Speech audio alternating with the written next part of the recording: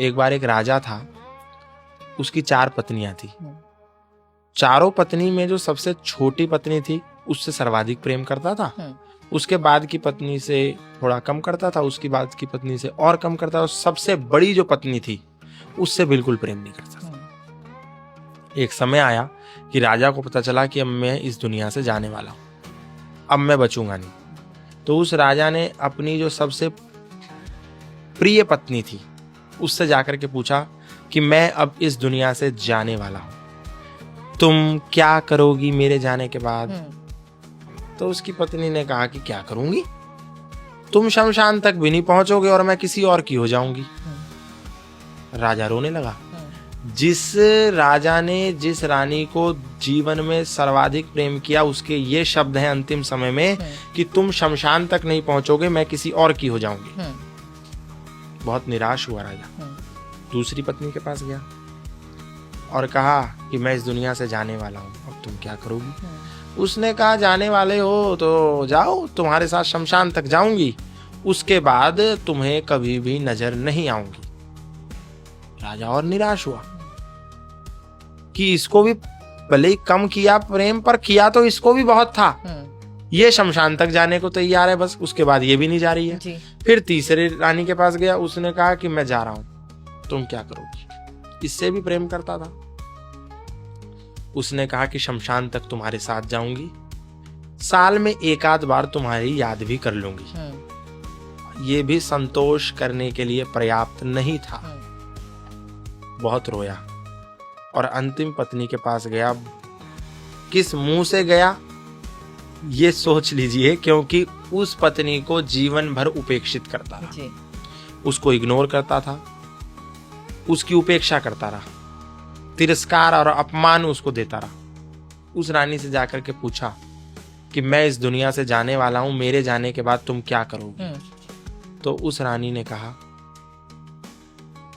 कि मैं तो जीवन भर तुमको पुकारती थी, तुम्हें आवाज देती थी, तुम जीवन भर मेरी उपेक्षा करते रहे, मुझे इग्नोर करते रहे, मेरा तिरस्कार और अपमान करते रहे, लेकिन फिर भी तुम्हारा साथ मैं कभी नहीं छोड़ूंगी।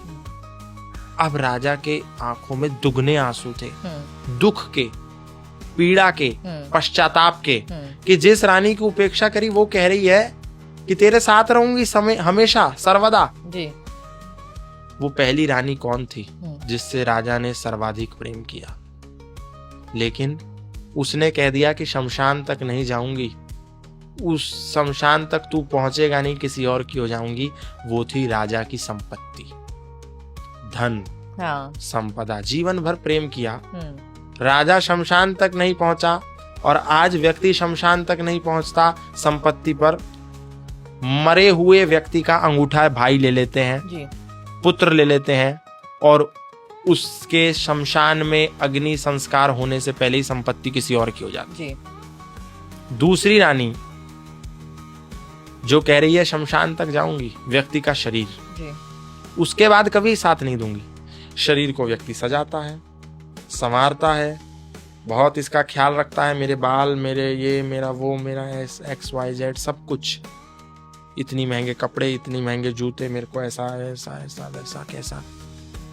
वो शमशान तक जाता है, उसके बाद उसका भी काम खत्म। तीसरी रानी जिसको वो हमेशा साधता है, प्रेम करता है, वो व्यक्ति का परिवार, व्यक्ति के सगे संबंधी, व्यक्ति के इष्ट मित्र, व्यक्ति का सर्कल, उसी में लगा रहता है, पूरा समय उनको देता है। पर वो भी शमशान तक जाते हैं और साल में कुछ बार याद करते हैं, फिर वो भी जाते हैं।